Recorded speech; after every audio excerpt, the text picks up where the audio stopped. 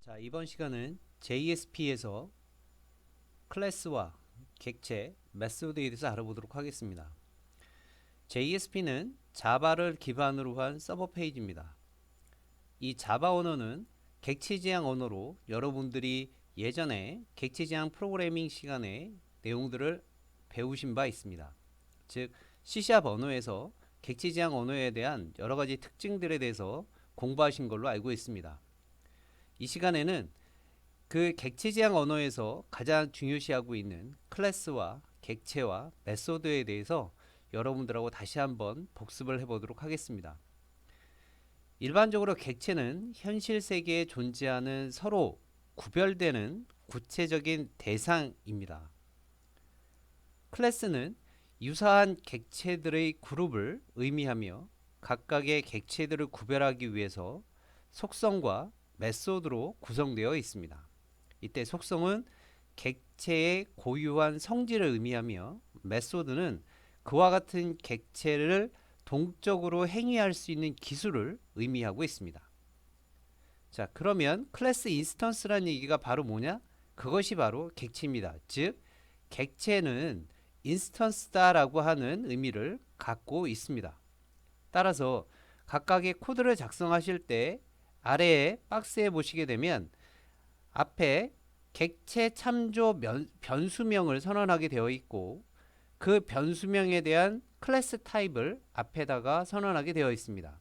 그러면 이와 같은 객체를 생성하기 위해서는 그 객체명 앞에 new라고 하는 연산자를 사용을 해서 그 new 연산자가 어떠한 클래스명으로 객체 참조 변수명에 들어가는지에 대한 선언을 하게 됩니다.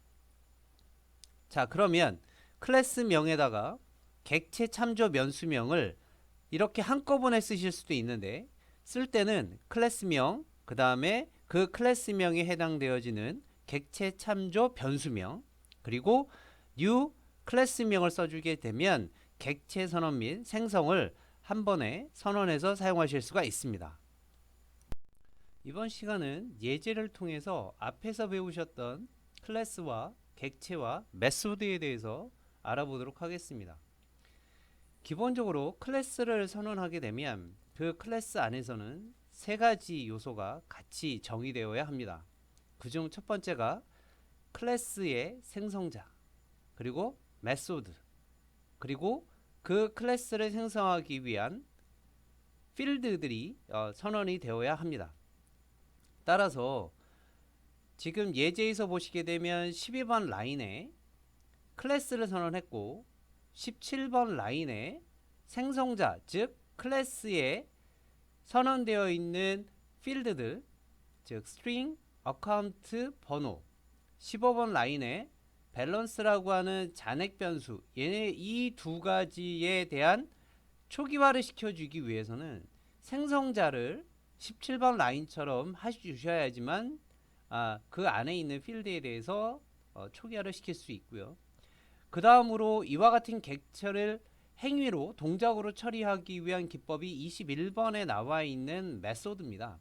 그래서 데파짓이라는 메소드가 있고 그 다음 26번에 보시게 되면 페이먼트라고 하는 메소드가 있습니다. 그러면 지금 예제로 하고자 하는 이 프로그램의 제목이 뭐냐면 은행에서 계좌 관리를 할 수 있는 프로그램을 작성하기 위한 코드 값입니다.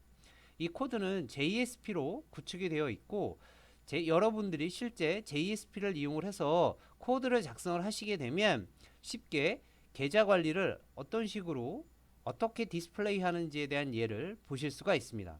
따라서 이때 주의하셔야 될 것은 첫 번째, 객체는 현실 세계에 존재하는 서로 구별되는 구체적인 대상이라는 거 잊지 마시고 다음으로 클래스는 유사한 객체들의 그룹을 의미하며 각각의 객체들을 구분하기 위해서는 속성과 메소드로 구분한다라는 점 꼭 유의하시기 바랍니다. 즉 속성이라고 하는 것이 바로 필드고 그 필드에 여러분들이 초기화를 해주기 위해서는 생성자를 만들고 그 클래스를 행위로 처리해주기 위해서는 메소드로 구성이 되어집니다. 이때 생성자는 클래스로부터 객체가 생성될 때 가장 먼저 자동적으로 수행되어지는 특별한 메소드입니다. 단 클래스로부터 객체를 생성될 때 가장 자동적으로 한 번 호출되어지는 특별한 메소드다라고 하는 것을 잊지 말고, 생성자명은 클래스명과 동일한 이름으로 사용을 하며 주로 생성되는 객체의 초기화 과정을 의미하고 정의하고 있습니다. 자, 앞에서 코드를 작성하시고 실행하시게 되면 지금 현재 여러분들이 보고 계시는 내용이 결과 화면으로 나타나게 되며 해당되어지는 계좌번호가 나타나고 현재 잔액이 0입니다. 그리고 여기에 5,000원을 입금을 시키고 나면 잔액은 5,000원으로 남으며 이 상태에서 3,000원을 출금을 하게 되면 잔액은 2,000원이 남게 됩니다. 다시 3,000원을 출금을 하려면 잔액이 2,000원 밖에 없기 때문에 잔액이 부족으로 출금할 수 없습니다 라고 하는 메시지가 떨어지게 됩니다.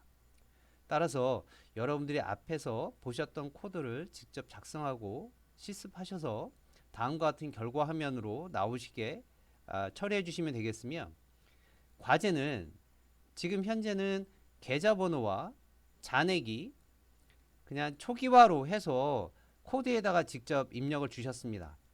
자, 지금부터 과제는 계좌번호를 입력을 하고 잔액이 0인 상태에서 입금액을 집어넣게 되면 다음과 같이 잔액이 나오고 출금에 대한 것을 다시 입력을 하게 되면 잔액이 나오게 됩니다. 그리고 다음 출금을 한 후에 더 출금을 하기 위해서 출금 금액을 집어넣고 나면 지금 아래와 같이 잔액이 부족으로 출금할 수 없습니다라고 하는 형식의 프로그램을 작성하여 과제로 제출하시면 되겠습니다. 즉 계좌번호도 브라우저상에서 입력단을 만드셔서 입력을 하시고, 그 다음 입금 금액도 브라우저 안에서 입금하시는 형태로 만들어 주시고, 그 다음 아래에서도 출금을 하시려면 출금하고자 하는 내용을 입력받는 란이 나오게 되고 아랫부분에 결과가 나올 수 있도록 프로그램을 코드화해 주시면 되겠습니다. 이번 페이지는 앞에서 여러분들 배우셨던 로그인하는 내용이 있었습니다. 그때 로그인을 할 때 앞에 예제에서는 그냥 아이디와 패스워드를 받아서 다음 결과 화면에서 그냥 아이디와 패스워드를 화면에 출력해서 결과가 나오게 했는데, 지금은 아이디와 패스워드를 어떤 인증에 대한 내용을 집어넣어서 아이디와 패스워드가 맞으면 인증이 되는 것이고, 그렇지 않으면 아이디와 패스워드가 틀렸다라고 해서 화면에 뜨게 됩니다. 이거는 여러분들한테 제가 아마 과제로 내드렸던 부분인 것 같습니다. 자, 요 내용은 앞에 예제로 해서 보여드렸던 내용에다가 추가해서 여러분들이 주성문을 다 넣고 이 현상에 대해서 다시 한번 결과로 처리해서 제출하시면 되겠습니다. 자, 이번 예제는 JSP에서 사용되어졌던 자바 언어를 기반으로 한 순수한 네이티브 자바를 프로그래밍하는 방법입니다. 여러분들이 JSP를 공부를 하시려면 자바를 공부를 하셔야 되기 때문에 자바의 기본적인 문법들을 알아두시는 것이 굉장히 중요합니다. 따라서 JSP와 자바를 같이 동시에 수업으로 진행해 보도록 하겠습니다. 자, 이번에는 자바 코드를 이용을 해서 과제는 이겁니다. 3개의 정수값을 키보드로 받아서 평균을 계산하는 프로그램입니다. 이 내용은 아마 여러분들이 C 언어 시간이나 그 앞에서도 굉장히 많은 내용들을 하셨으며 이건 과제로도 나갔던 내용입니다. 따라서 이 내용들은 간단하게 여러분들이 확인만 하시면 될 것 같습니다. 자, 이번 페이지는 앞에서 여러분들이 간단하게 확인하셨으면 이 내용을 쉽게 이해하실 수 있을 텐데, 앞에 거에 확장된 개념입니다. 순수한 자바 코드를 작성을 하시고 먼저 입력하는 방법은 똑같습니다. 앞에서 얘기했던 학생의 점수를 받아서 총점과 평균을 내는 프로그램이긴 한데 이 안에 내용들을 좀 추가시키겠습니다. 먼저 학급수를 먼저 입력을 받고, 그 다음으로 학급에 해당되어지는 학생수를 입력을 받고, 그 학급의 학생수에 대한 모든 학생의 점수를 입력을 받아서 총점과 평균을 계산하는 프로그램입니다.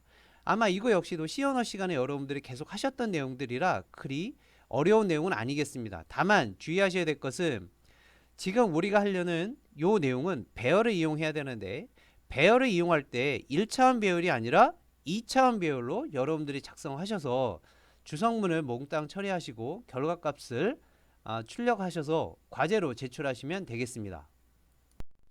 자, 해서 앞에서 하셨던 결과에 대한 내용들을 확인해 보시는 작업이 바로 이와 같은 내용이고, 여러분들은 주성문을 처리를 해서 결과가 다음 화면과 같이 나오도록 이쁘게 디자인하시고 결과물을 출력해서 제출하시면 되겠습니다.